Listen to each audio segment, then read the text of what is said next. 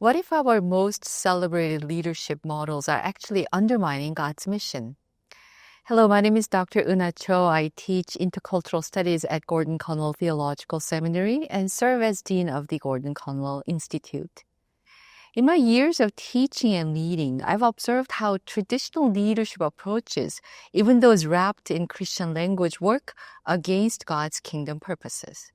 Today, with this in mind, I want to explore what it truly means to lead for God's mission. And to answer this question effectively, we need to understand three interconnected elements: leadership itself, God's mission, and cultural intelligence. Let me start with cultural intelligence. Culture is not common sense. Cultural intelligence requires intentional development. Despite our international exposure through media and travel, we often remain blind to our own cultural biases and assumptions. For example, in team settings, one person might value direct communication and efficiency, while another person prioritizes relational harmony and consensus building, each approaching the same conversation with fundamentally different frameworks about what team ministry means. These differences aren't simply preferences. They reflect deeply held cultural values that shape how we interpret every interaction. And here is one more important point that I want to highlight. The true cultural intelligence requires participation in proximity, not just distant analysis. Reading books about culture or attending seminars isn't enough. We must engage with people different from ourselves, ask questions, make mistakes, and learn through relationship. Not everyone who speaks eloquently about culture is in fact culturally intelligent. Similarly, leadership isn't intuitive. Without deliberate study and self-reflection, we unconsciously replicate leadership styles and habits we've experienced, sometimes even the very approaches we once criticized. For instance, I've mentored pastors who rejected authoritarian leadership models in theory, only to adopt them under pressure when facing ministry challenges. Why?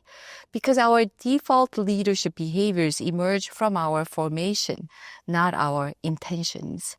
So leadership flows from who we are, not only what we do.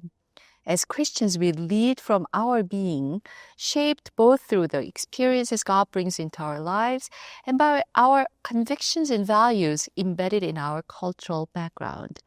When we lead without self-awareness, we often miscommunicate and misinterpret, defending ourselves based on our intentions, while judging others based on the consequences of their actions.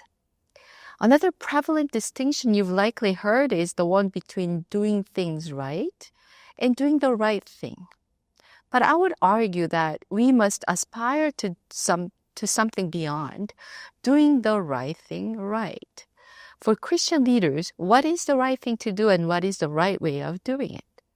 This brings me to my core conviction. The primary task of Christian leaders is to help each member of Christ's body to fulfill their unique calling in God's mission.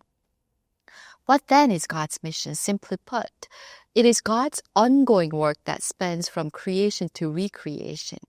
And it is by God's grace that we are invited to participate in this mission, not as independent operators, but as members of Christ's body working together. Now, how can we do this right? Here is where I propose a new model that aligns with both God's mission and cultural intelligence, leading as ligaments. Like ligaments in the human body, numerous and diverse in shape, size, and location, we who lead are varied and many. Though ligaments are essential for proper bodily function, they remain largely invisible, working beneath the surface. Similarly, for different members of the body of Christ to function at their full potential, leaders often work behind the scenes, creating connection, support, and protection that enable others to thrive. In practical terms, it means recognizing our success as leaders isn't measured by personal achievement, but by the collective flourishing of those we serve. After all, leadership is not about leaders, but about people.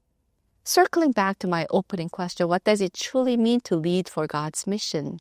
My answer is this.